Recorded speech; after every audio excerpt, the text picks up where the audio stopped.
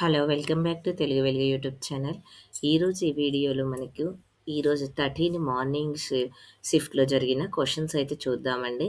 దీంట్లో మనకి first Telugu bits అయితే చూద్దాము. తెలుగు, సైకాలజీ, ఈవీఎస్, మ్యాథ్స్‌లో కొన్ని క్వెషన్స్ అయితే అభ్యర్థులు కొంతమంది పెట్టడం అయితే జరిగింది. వాటి నుంచి నేను తీసుకొనైతే మీకు ఇస్తున్నాను. ఇక ముందు సెషన్‌లో జరిగిన పేపర్ 1వి 2 వీడియోస్ అయితే చేశాను. అవి కూడా చూడండి. ఒకసారి ఈ వీడియోస్ అన్నీ మీరు చూసి వెళ్లారంటే ఏ టాపిక్స్ నుంచి ఎక్కువగా ఇస్తున్నారనేది మీకు తెలుస్తుంది. అవి ఒకసారి రివైజ్ చేసేటప్పుడు ఆ టాపిక్స్ ఎక్కువగా ముందు చూసుకోండి. తర్వాత మిగతా టాపిక్స్ చూసుకోండి. ఇక మీకు నేను ప్రీవియస్ పేపర్స్ కూడా పెట్టాను. ఎక్కువగా ప్రీవియస్ పేపర్స్ నుంచే వస్తున్నాయి. ఆ ప్రీవియస్ పేపర్స్ కూడా మీరు ఒకసారయితే చెక్ చేయండి. ఎందుకంటే ప్రీవియస్ పేపర్స్ నుంచే మనకి సైకాలజీ గానీ, తెలుగు బిట్స్ కానీ అదే మోడల్‌లో వస్తున్నారు.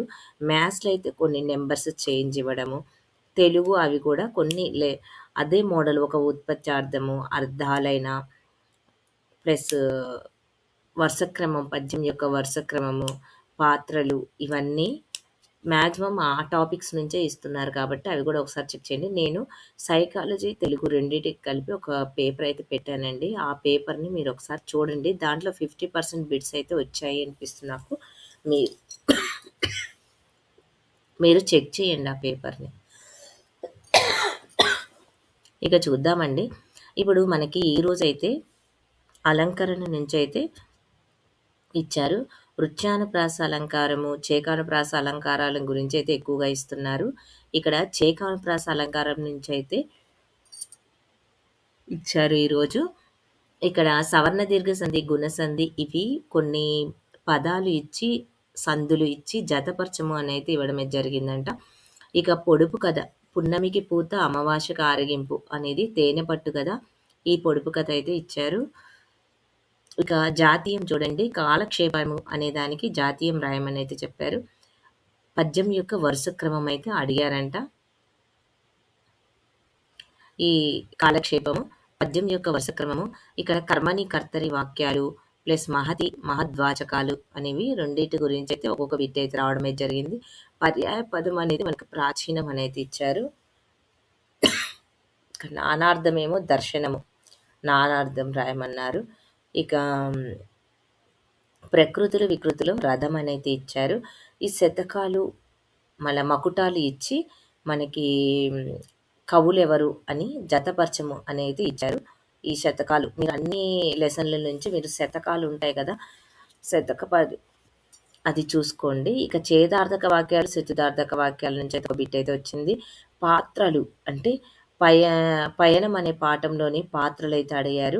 ఇక అర్థాలు జతపరచమని అయితే ఇచ్చారంటే ఇక్కడ కా నుండి మా వరకు గల అక్షరాలను ఏమంటారు, స్పర్శాలు అంటారు కదా.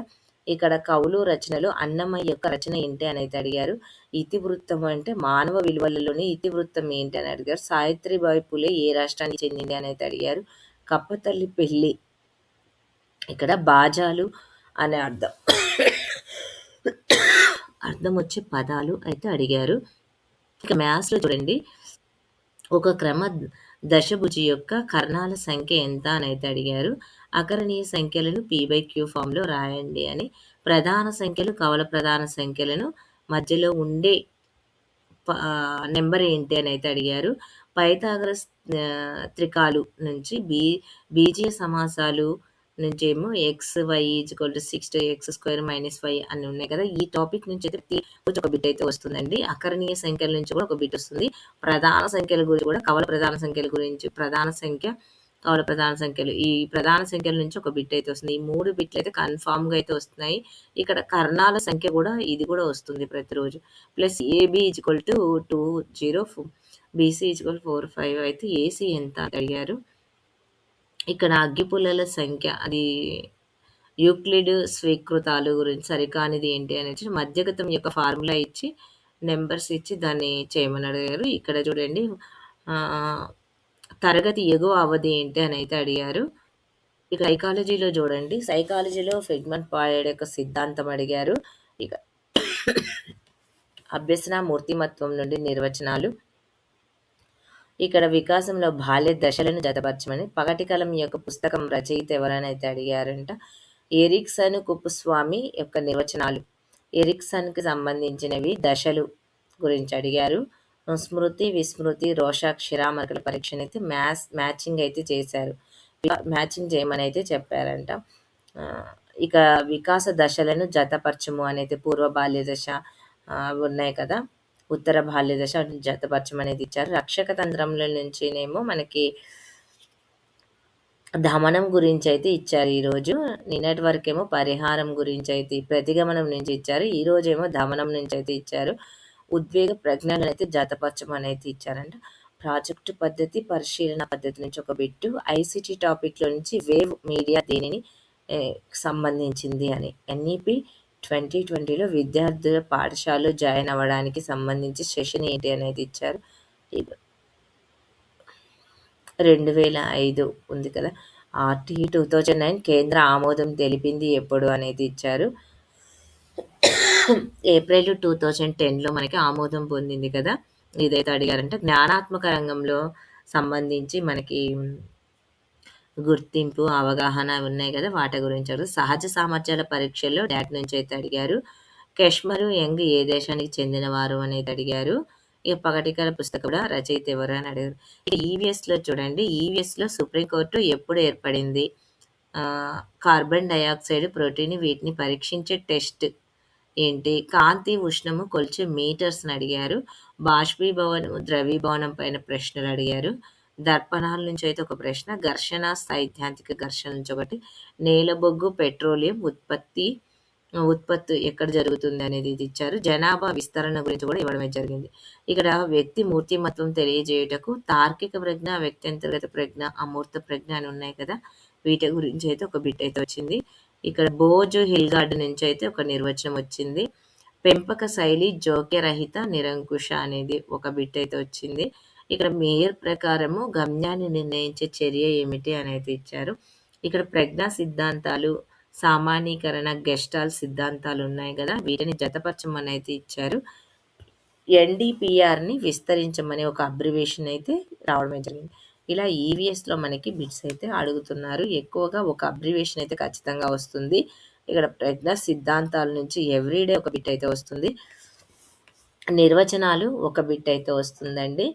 ఇక్కడ చూడండి, తార్కిక ప్రజ్ఞ గురించి, మూర్తిమత్వం నుంచి ఒక బిట్ అయితే వస్తుంది. ఇక మీరు చూసారంటే ఇక్కడ కొత్తగా ఉన్న టాపిక్లో మనకి గిజుబాయిది, ఇవి పగటికలల పుస్తకం, ఇవి ఉన్నాయి కదా, ఒకటైతే వస్తుంది. నిర్వచనాలు ఒక బిట్ అయితే వస్తుంది. ఇక పూర్వ బాల్య దశ, ఉత్తర బాల్య దశలు ఉన్నాయి కదా, దశల నుంచి ఒక బిట్ ఎవ్రీడే వస్తుంది. ఇక రక్షక తంత్రం నుంచి కూడా ఒక బిట్ ఎవ్రీడే వస్తుంది. మనకి 2020 నుంచి ఒకటి, 2009 నుంచి కూడా ఎవ్రీడే ఒక బిట్ అయితే వస్తుంది. ఈ టాపిక్స్ మీరైతే చూసుకొని పోండి. మీకు 15 బిట్స్ ఆర్ 20 బిట్స్ ఈజీగా చేసేయగలుగుతారు.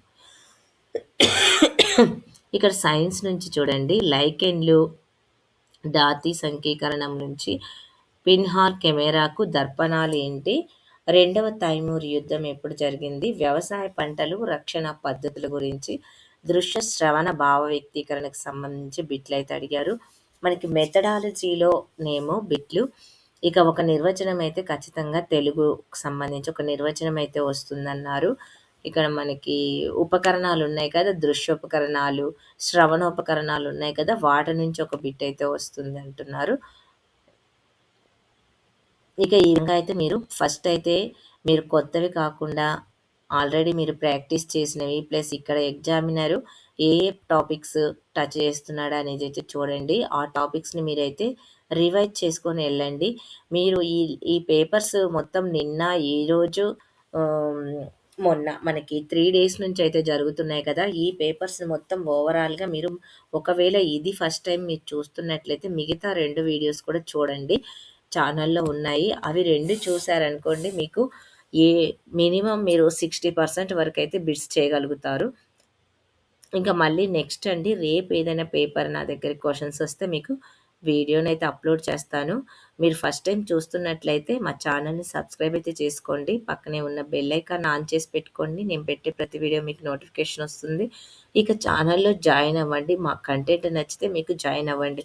మా కంటెంట్ టెట్, డిఎస్సికి సంబంధించి ప్రీవియస్ పేపర్స్, సిలబస్ అయితే అప్లోడ్ చేశాము. క్లాసెస్ కూడా మేము ముందు ముందు అప్లోడ్ అయితే చేస్తాము. ఆ ప్రీవియస్ పేపర్స్‌ని మీరు ఎగ్జామ్‌కెళ్ళేటప్పుడు ప్రాక్టీస్ చేసుకొనైతే వెళ్ళండి. నేను ఏవైతే ఇంపార్టెంట్ టాపిక్స్ చెప్పానో అవి చదువుకొని వెళ్ళండి. తెలుగులో మీరు ఎక్కువగా ఏ టాపిక్స్ చదువుకుంటారంటే, ఫస్ట్ కవి పరిచయాలు చదువుకోండి, ప్రక్రియలు చదువుకోండి. విషయ సూచిక ఉంది కదా! విషయ సూచికని మీరు థర్డ్ క్లాస్ నుంచి ఎయిత్ క్లాస్ వరకైతే చూసుకోండి. ఎక్కువగా తెలుగులో సెవెంత్ క్లాస్ నుంచయితే ఇస్తున్నాడు. సిక్స్త్, సెవెంత్ నుంచి మనకి పొడుపు కథ అయిన అర్థాలు, నానార్థాలు గూడా సెవెంత్ క్లాస్ బుక్ నుంచే ఎక్కువగా వస్తున్నాయి. ఇంక అంతే అండి. ఈ మీకు నచ్చితే ఇప్పటివరకే చూసారు కదా! లైక్ చేయండి. మీ ఫ్రెండ్స్‌కి షేర్ చేయండి. హైప్ ఆప్షన్‌లో పాయింట్స్ అయితే ఇయ్యండి. Thank you. మళ్ళీ నెక్స్ట్ వీడియోలో కలుసుకుందాం.